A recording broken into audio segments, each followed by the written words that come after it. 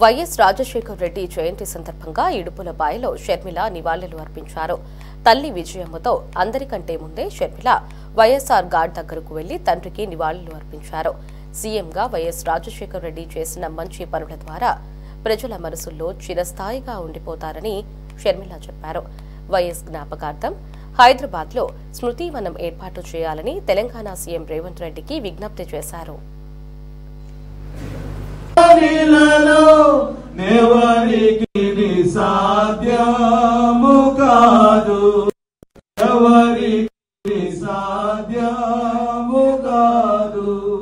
భజన చేయుచు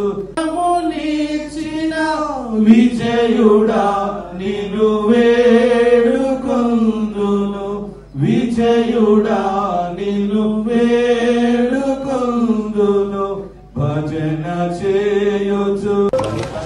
రాజశేఖర రెడ్డి గారి 76వ జయంతి ఈ సందర్భంగా ఆయనకు కాంగ్రెస్ పార్టీ ఘన నివాళులు అర్పిస్తుంది. రాజశేఖర రెడ్డి గారు ముఖ్యమంత్రిగా 2 సార్లు గెలిచారు.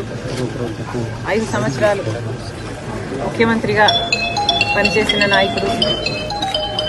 రాష్ట్రంలోనే కాదు కేంద్రంలో కూడా కాంగ్రెస్ పార్టీని అధికారంలోకి వచ్చిన నాయకుడు.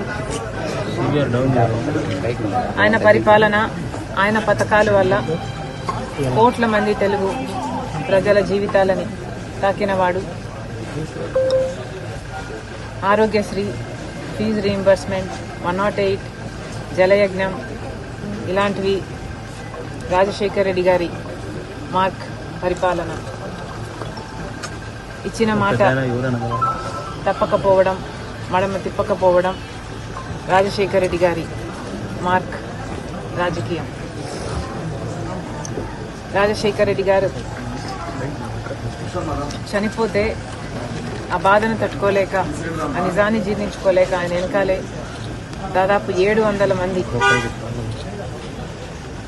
ప్రాణాలు వదిలారు అంటే ఆయన ఎంత గొప్ప నాయకుడో చరిత్ర చెప్పేసింది.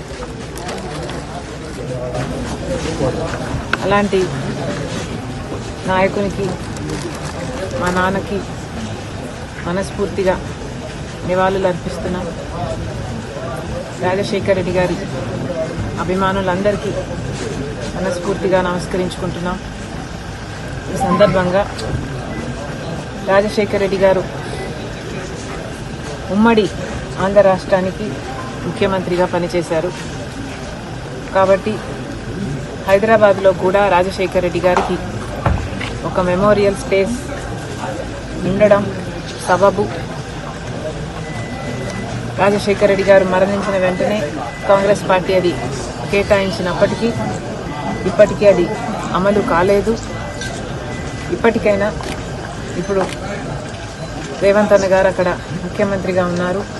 ఇప్పటికైనా హైదరాబాద్లో ఉమ్మడి ఆంధ్రప్రదేశ్ ముఖ్యమంత్రిగా పనిచేసిన రాజశేఖర రెడ్డి గారికి ఒక మెమోరియల్ స్పేస్ ఏర్పాటు చేసే దిశగా పనిచేయాలని రేవంత్ అన్న గారిని మనస్ఫూర్తిగా రిక్వెస్ట్ చేస్తూ, ఇదే విషయం మీద సోనియా గాంధీ గారిని కూడా అడగడం జరిగింది, లెటర్ రాయడం జరిగింది.